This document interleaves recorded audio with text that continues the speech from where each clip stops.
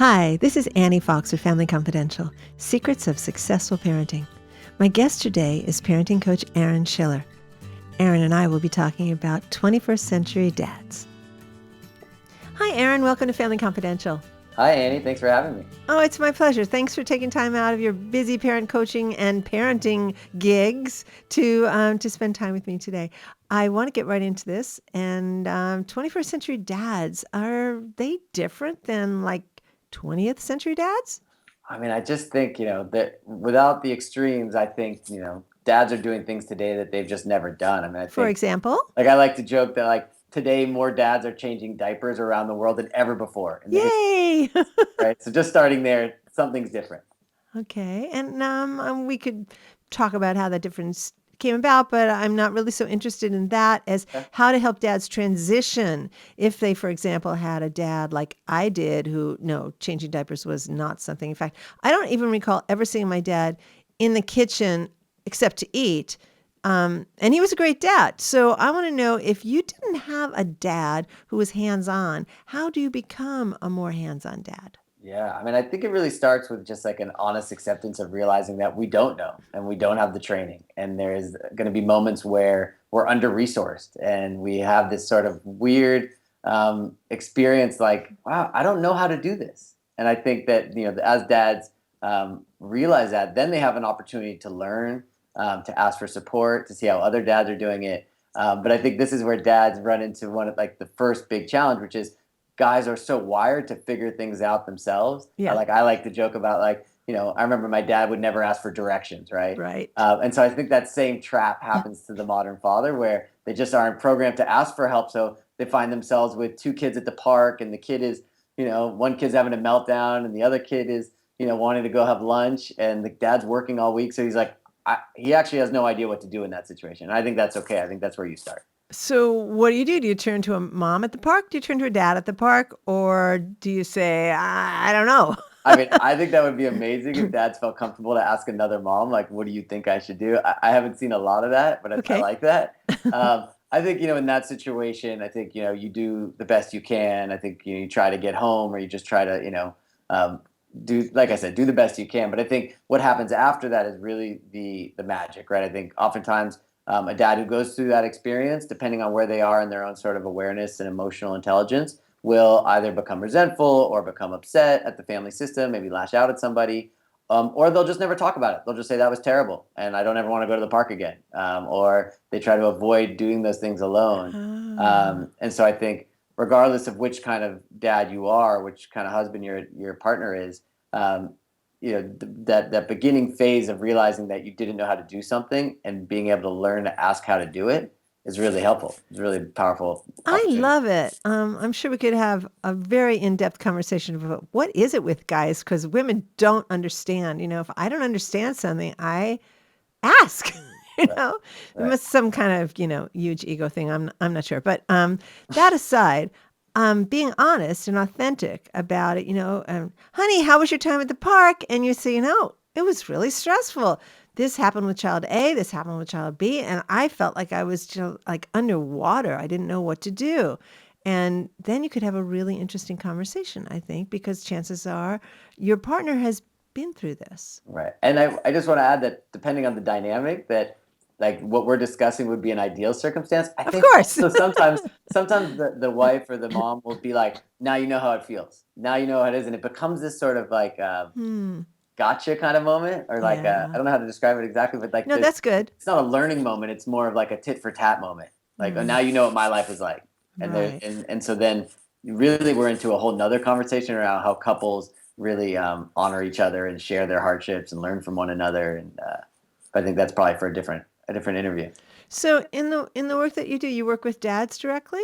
I end up working with whole family systems. So I work with kids, and then I also work with dads and moms. But I also specifically run a mindful father group that meets once a week. I run it. It's a 6-week program, and I bring groups of 10 dads together and kind of it's part training where I'm teaching actual mindfulness practices, but then it's also a men's group of sorts where I'm showing men how to bring their vulnerability forward and how to be there for one another, because that's really what life is like. Okay, well, we hear this word mindful a lot. Yep. And so I'd like you to give us some layperson's definition of what you Sure. mean by mindful dads group. Sure. And I really see myself as the layperson bringing Okay, mindfulness to people. So that's perfect. I really see it as being in awareness with what is happening in the right here in the present, moment. right now. Nothing Okay, more okay, complicated. let's go back to the park then. Yeah. Okay, because we saw what didn't work. Right. Maybe, dad just like grabbed one kid under one arm and the other and said, okay, we're going home, and Right. throws them in the car and they're going home, Right. and not good.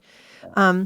So mindfully, how would you handle that situation? Kid A is having a meltdown, maybe because they didn't get to go on the swing, and kid B is really hungry all of a sudden and wants to go out to lunch. Yeah. So like for me, I just use myself as an example. I mean, one of the nice parts about doing the work I do is that I'm also a father of two young children. Oh, So how did I guess? I always say in the groups that I'm a member of the group as well while I'm also facilitating. Okay. So for me in those situations, I have to be mindful of how I'm feeling. I have to notice that I'm starting to have this wave of frustration and anger start to run through me, where I just want whatever to be happening to stop. So if I'm able to do that, it gives me a fighting chance to start being a little creative around how to, work the situation is like how I like to say it. Okay, so the first tip you have in this dharma, this way of Right. of mindfulness, is to be aware of how you're feeling. Right. Yeah. The And first is and to connect with oneself, right? To understand before I okay. have this other thing I like to tell fathers, which is what if you didn't do the first thing that came to your mind or the Mm, first thing that came to your body, even like if the first thing is to like grab someone or to scream, knock it off, like what would happen if we didn't do that thing and we allowed something else to move through us, a second idea, a second okay. solution, Okay. to be the one that we orient around. So we're talking about creativity here, but Yeah. to have the space to be creative, you need to kind of get some of these intense emotions in check a little bit. Right. Exactly. Otherwise, there's not a lot of space left in your brain for anything else except to react. I love the way you use the word space because that's really what I feel like I'm always talking about with parents, and especially dads. Like the more overwhelmed you are from work, the more overwhelmed you are from interactions with your partner. You have a lack of space to be creative or to solve the problems that come up with your kids. And kids really love spacious parents. Like when you sit down on the floor with a 2-year old or 1-year old and all you want to do is be with them. They Yeah. love that, and how to Yeah. keep recreating that all the way till you have a 17-year-old, or a 25-year-old is a challenge. It is a challenge, but it's a wonderful challenge to take up, Right. because what you end up with is a spacious relationship that grows and changes as your child approaches young adulthood, which is the trajectory they're on, and instead of one where you're trying to control the dynamic, you're just kind of there with it. No, I Yeah. like the metaphor of Yeah. being on the floor with the 1 or 2-year-old, because Yeah. I've got a grandson who's a year and a half old, and Yeah. yeah, it's just awesome. There's no push pull. It's just like, okay, we're playing with blocks and marbles right now. Right. And I did want to get back to the park thing because I think the other thing Please. that fathers don't have as much practice, but I think this is all parents, but is how you may be viewed by other people in the park. I was going to say that. I Yeah, think they're that the really, bad parent police. Uh-huh. right. And so I think, I always advise the dads that I work with in my groups to just like honor all of that. Like, just like, and know that, What does that mean? What does like, that mean, honor all just of like that? know that all that's happening for you. Know that parents may be looking at you, judging you. Like, just like be in it, and not try to run from it. Okay, accept it, accept it. If you Don't can, well, don't so push that back against so it. like I kind of have this thing I call the mindful code for the fathers who are in the group, and I could send that to you if there's show notes or something. Okay. But you sort of hit it right. The first one is connecting with how you're feeling, right? You can't accept something if you don't know that you're experiencing it or that it's Right, happening. right. And then once you accept it, then you can move into these areas of creativity. You can start to move into the next level, which is getting support on it. So I love your idea. I mean, I think if a dad could turn to another mom and say, "Do you have any ideas right here? Because this is like I'm way in over my head." Oh, you know how that the mom that he just turned to would love it. Right, would be totally touched. It would She'd be a be beautiful totally moment. touched and very supportive. Just, wow, what you're doing, what you're trying to do right here is really hard. I'm not going to pretend it's easy, but here's what's worked for me.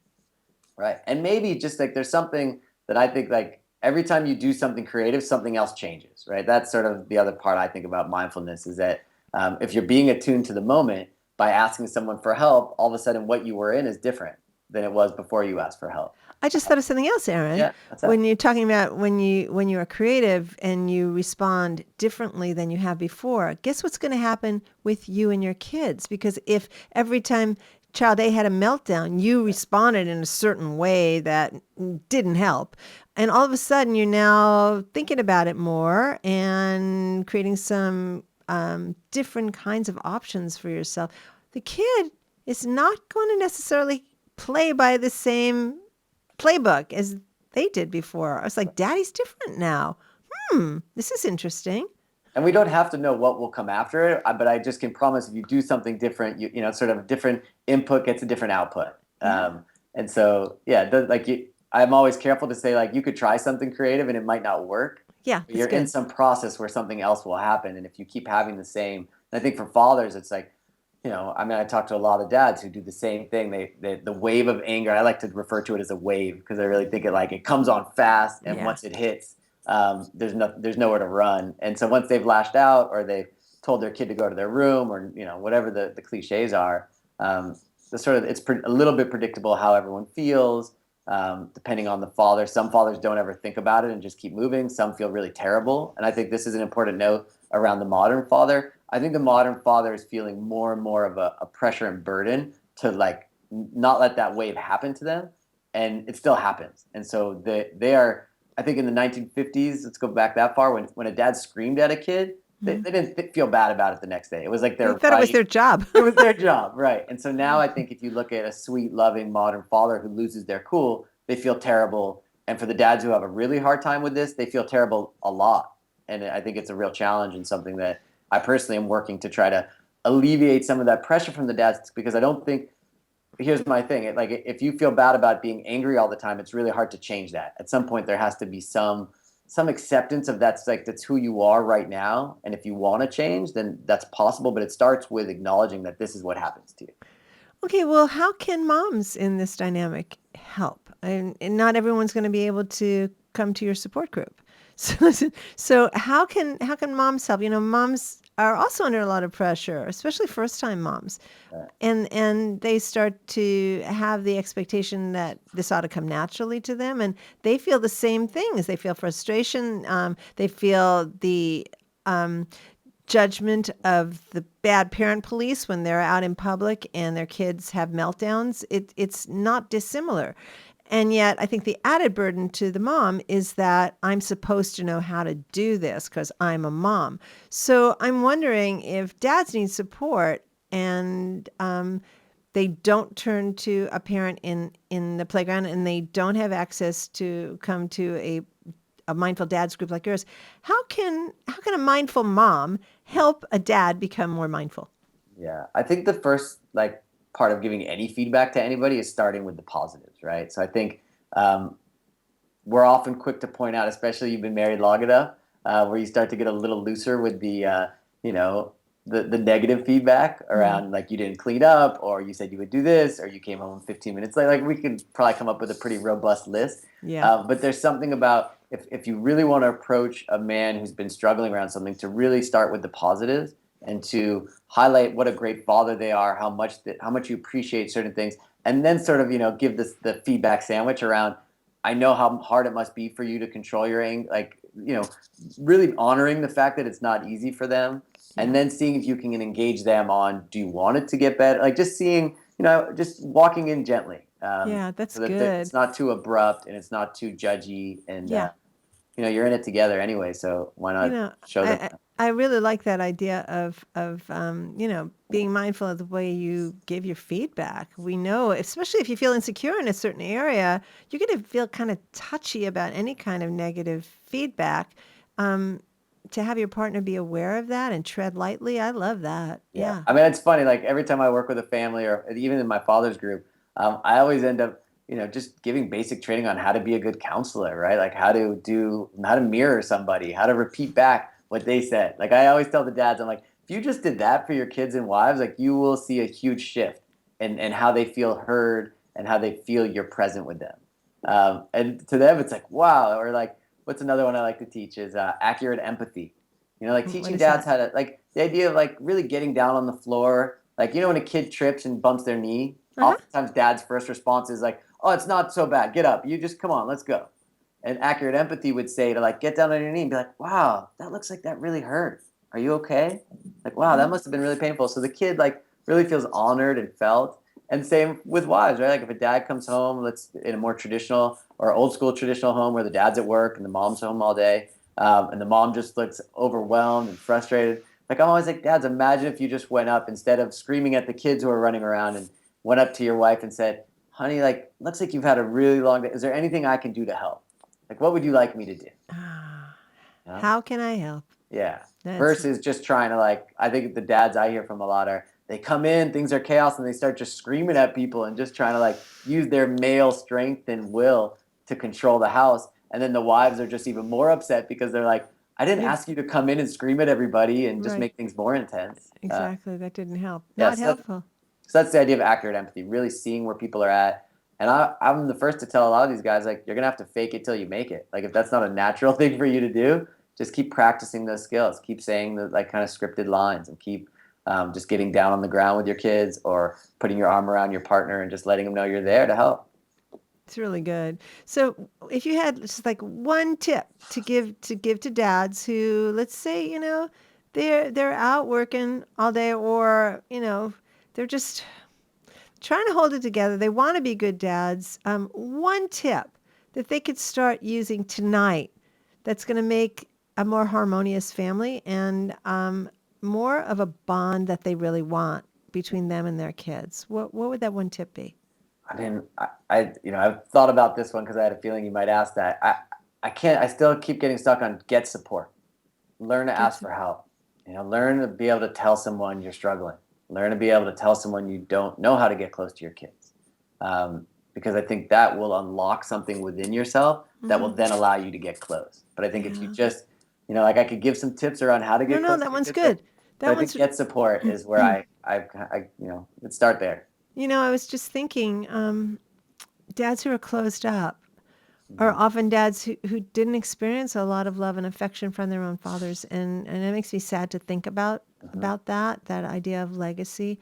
But I don't think that legacy is necessarily destiny, and that if you have a sense that you really want more than what you got when you were a kid, you can be the kind of dad you didn't have necessarily, and there are ways to do that. And I love you're just simple. Get help. Acknowledge the fact, this is hard for me. I don't know how to do this.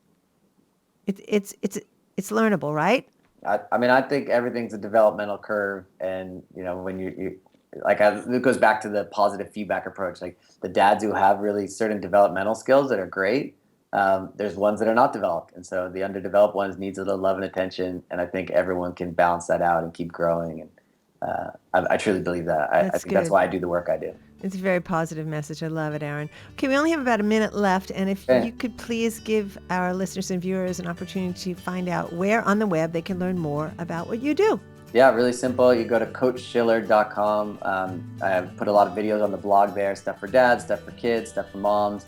And there'll be a lot of new stuff coming out over the next year. It's an exciting time. So coachschiller.com. Great. Thanks so much for your time and for the work you're doing. Thank you. Thanks, Annie. Bye-bye. This is Annie Fox for Family Confidential. To learn more about my work with tweens, teens, and their parents, visit anniefox.com. And check out my parenting book, Teaching Kids to Be Good People. And my latest book for tween girls, the Girls Q&A book on friendship, 50 Ways to Fix a Friendship Without the Drama. And if you like this podcast, review us on iTunes. It will help other folks find the show. Family Confidential podcast is produced by Electric Eggplant, creators of books and apps for parents, kids, tweens, and teens. And tune in next time when my guest will be Tony Weber. Tony is a member of the board of directors of the Diversity Center of Northeast Ohio and the producer of the groundbreaking new anti-bullying video, #RethinkLabels. Until next time, happy parenting.